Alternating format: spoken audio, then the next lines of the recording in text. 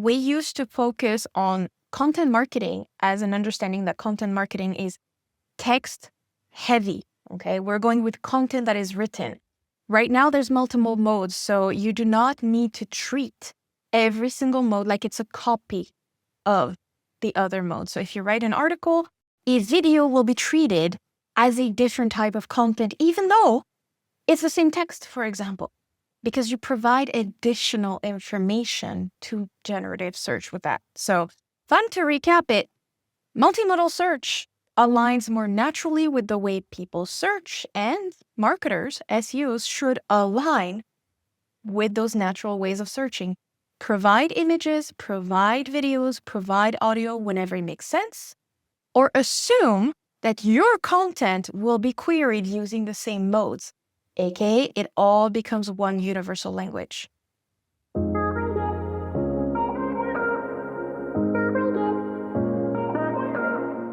Hello, bonjour, I'm Myriam Jessier, and this is SEO in 2026. Hello, Myriam. What's your number one SEO tip for 2026? It's an unusual one, but I think that everyone is slowly coming to realize that, hey, SEO is changing in many, many different ways. So my tip is make sure that your brand and your products are machine readable, because we're dealing with multimodal search. What does it mean? It means that I can take out my phone and take a picture of your product and go, hey, is this vegan? And I will get the answer right away. So SEO is entering the outside world, beyond the web. So what does this mean in terms of products? So obviously not all businesses offer tangible products. So if you perhaps offer a service online, how do you package up what you offer to ensure that it's as machine readable as possible? So first of all, if you do have products, I have some tips. Take a picture of your packaging. Make sure that it's machine readable. So that means the contrast is good, that the words come out, etc. Okay? Very simple tip. But what if you're a plumber and you don't package anything? You show up, you fix the problem. Well, consider it this way, okay? With multimodal search, this means that I could once again take out my phone and take a video of my leaking faucet and ask ChatGPT, Gemini, or Perplexity, hey, can you find me a plumber nearby that can actually fix this thing? I don't know what it's called. I don't care to know what it's called. I want it fixed. So then the machine will actually check the video or the picture and will try to figure out what it is, and will seek out the plumber that has information online saying, hey, this person will fix that specific problem. It will find the proper keyword for us. It will fan out the queries. It will check a few things and then go, okay, these are the people you should consider. So if you're a plumber, what can you do? Well, you should make sure that people leaving you reviews basically say, hey, my faucet was leaking and this person fixed it and I had tried everything else. It was a complex thing, they did it. And if you have your own website, you should think about how customers look for you, what context they look for you. So concrete example real quick. Many, many years ago, I had a client that did emergency heater fixes. And you go on the website and you have to select if you are a business or if you are residential. Then you have to figure out what type of heating you have. And then finally you can contact them. No, I have an emergency. It's minus 40 degrees in Canada. I need you to come and fix the heat. That's my problem. I don't care about your hoops. So that's something that brands and even just small businesses, local businesses need to consider. Think about your customers, think about how they think, and try to match that. So wonderful description there as well. And I loved your specific example of the leaky faucet that a plumber would come to fix. Now, how do we optimize for those types of phrases? I would imagine what you would advocate is, if you're a plumber, then you have pictures of leaky faucets, leaky taps, whatever you want to call them across the world, on your website, and perhaps text around that describing what it is and how your service can actually assist with this.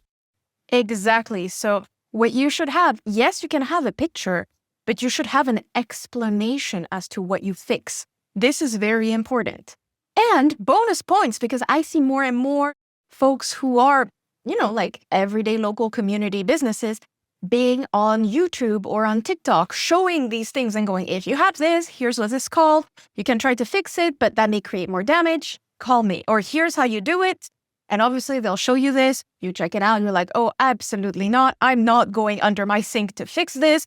You call the person. So the easiest tip I would say is don't overthink it. If you already are native to TikTok or if you know how to do video content, it doesn't need to be perfect. People just want to see what it's like to decide, okay, do I do it myself? Do I call someone? How bad is the trouble? So be there when people are starting to muddle through and you will be found, because that's what I find fascinating with multimodal, okay? An image, a video, text, or audio are treated as a universal language for an LLM. Like they will break it down and add it in. So this is what companies need to think about. And additionally, one extra tip I would give is take a picture of your store if you have one, or take your logo if you're not like in a physical store, and upload that stuff onto an LLM and ask it, what can you tell me about this business? Because that's when you know, hey, is my footprint big enough? Am I actually understood or contextualized by machines? And could you ask a follow-up question if it doesn't really know who you are? How do I go about getting my brand more prominent within your search results?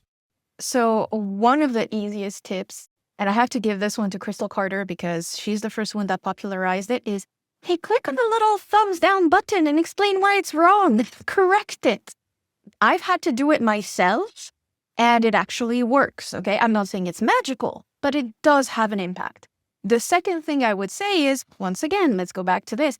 Make sure your brand is machine readable.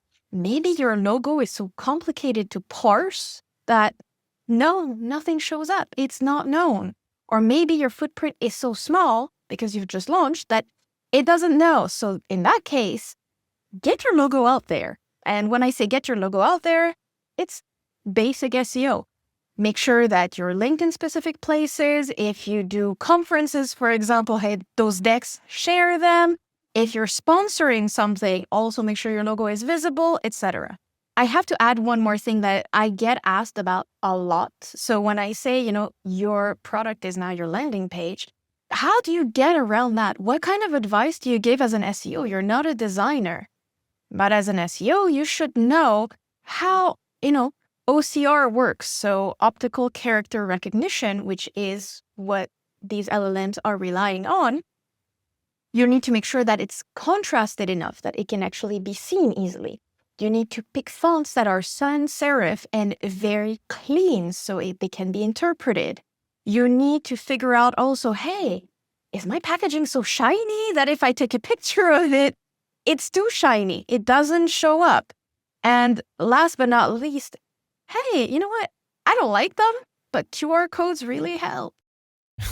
So got you. So what you're essentially saying is, so optimizing for different modalities, text, image, voice, and video. You're not necessarily advocating having images, voice, and video on your website. You're simply saying you're optimizing for those modalities in search results in different platforms. And as long as if you've got text in your website that helps to deliver your results in that form where users search, then that's fine. Yes, but, okay, yes and no. Because David, when I see you on the screen, if I were an LLM or if I am a human and I know you, look at how you behave. You look like a professional. You look like you're in control. You actually have the little casting cred logo on there. You have the Majestic t-shirt. You have your glasses that are, like a semiotic anchor. We know it's you when we see those glasses. So when I say, hey, you can get by with only text, yes, but videos are such an amazing thing because they pack a punch. In text, my alt to describe you would not capture the concentration on your face, the sentiment. It would not capture all those little details, but multimodal does. So this means that if you're a brand and you're trying to explain something, the easiest way to do it very often is in video, because you have movement, you can send messages out there that are our eyeballs as humans catch them, and now machines catch them as well. There's an implication. If, for example, the same setup, but it's not you in that chair, does it have the same weight? Not necessarily. That's why owners or operators of companies can have little short videos. They don't need to be perfect, but think about how you're going to send a message with what you wear. Is there a logo that is readable by the machine on your shirt? Is there a background? If you're a mechanic, does it scream, I'm a mechanic, for example? So all of these little things now matter a lot. And SEOs don't realize that multimodal search will align more naturally with what humans do. So when we see a beautiful flower, like, oh, I wonder what that is, you can take a picture and ask now. This is great. There's not so much data around what's going on. I'm eagerly awaiting that. I've asked John Mueller, hey, can you, like Google Search Console, can we have information in the image report? What's going on with Google Lens? But ultimately, it's a brand new way of thinking about search. We get to do a lot more stuff. I can take a video of my microwave that is in German and go, how do I operate these things? Because I don't understand the icons. I don't understand the text. Help me. This is cool. So you've alluded to elements that should be incorporated in landing pages, product packaging. What does this mean for brand identity in general, and how has brand identity changed over the last few years? Oh, that takes me on to something else. So this is very important, and it's tied to multimodal search, but to something else. When you talk about generative search, LLMs, they will hallucinate. They will think about, well, they don't think, but they will come up with features that your product doesn't have. And then your customer service gets flooded. Restaurants are so fed up right now saying, hey, customers keep asking for these specials that we never had, but they swear we do. So this is AI brand drift, when an AI will start making stuff up or misunderstand or misrepresent your brand. And this is something that you should also be paying attention to. So we're veering off, but for example, if you're thinking about doing a very inside joke for April Fool's Day, maybe don't. Because one company, they made a joke that they were acquired by the big bad brand that nobody likes, and they're an indie brand. And now ChatGPT is like, this company has been acquired, is now part of this giant conglomerate. Wow, right, yeah. Ooh, yeah, that's a problem. So, okay, that's a wonderful example there as well. So make sure what you say is congruent to your brand identity, but also humans can understand subtlety, and machines not necessarily so. No, because, and am I allowed to swear or not?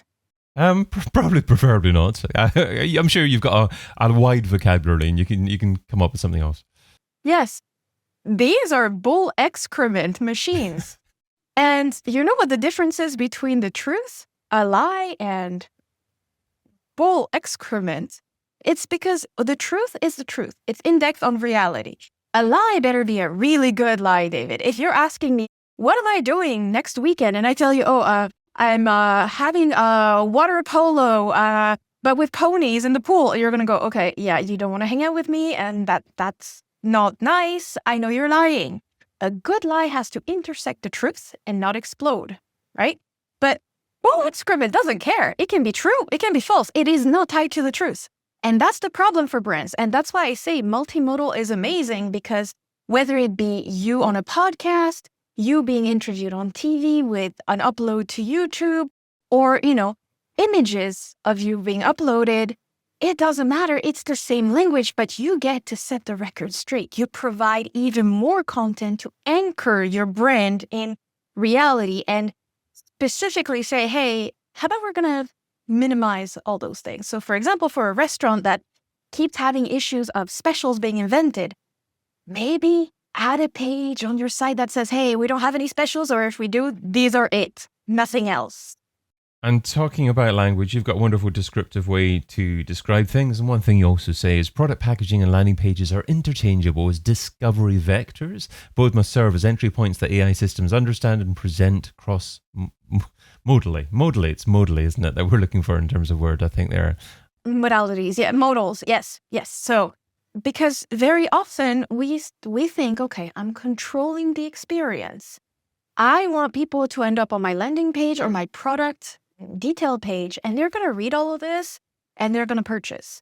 But the truth is, many of us, like for example, let's say I like your t-shirt. I'm going to take a picture of it and go, where can I buy this in red online?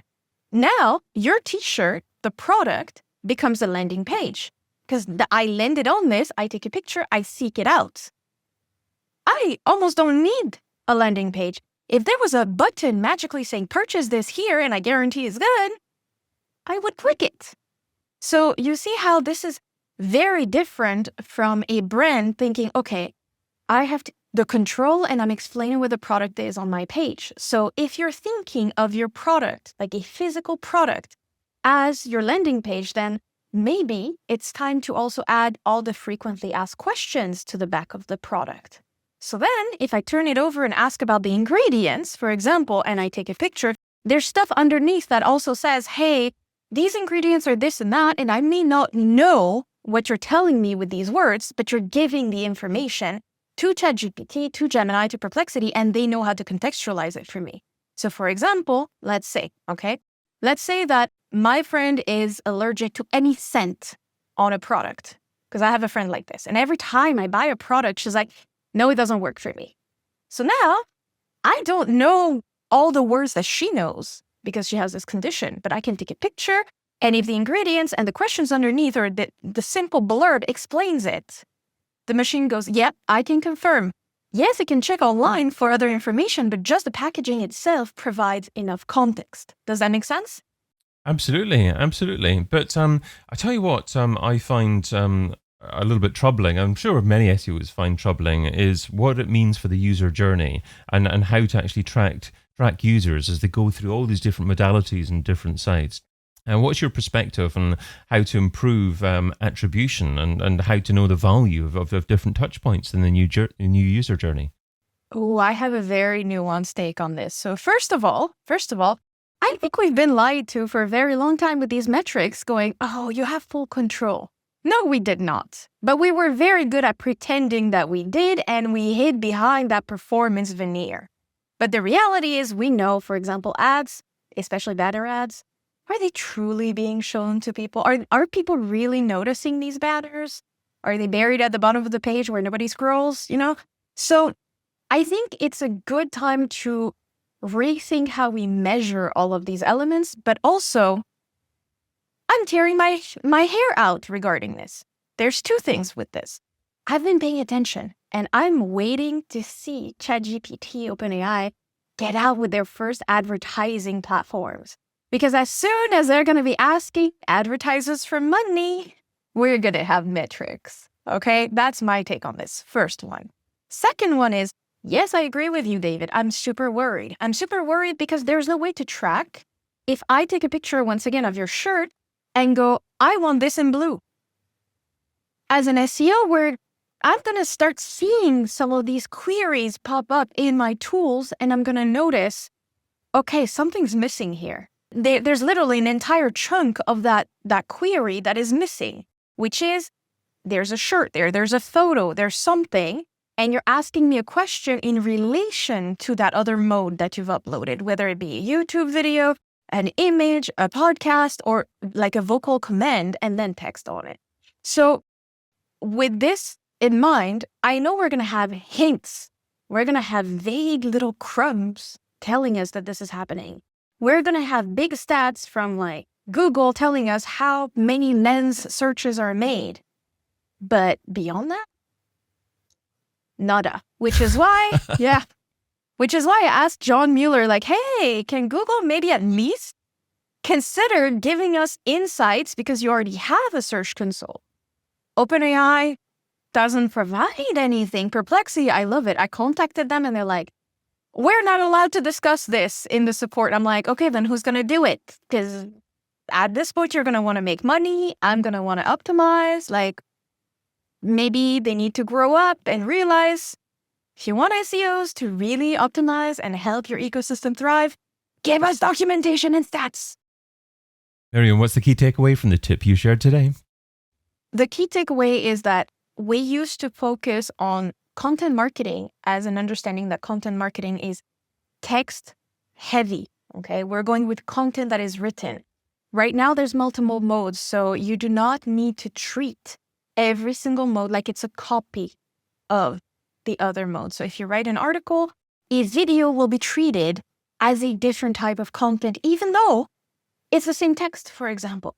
because you provide additional information to generative search with that. So, to recap it, multimodal search aligns more naturally with the way people search, and marketers, SEOs, should align with those natural ways of searching.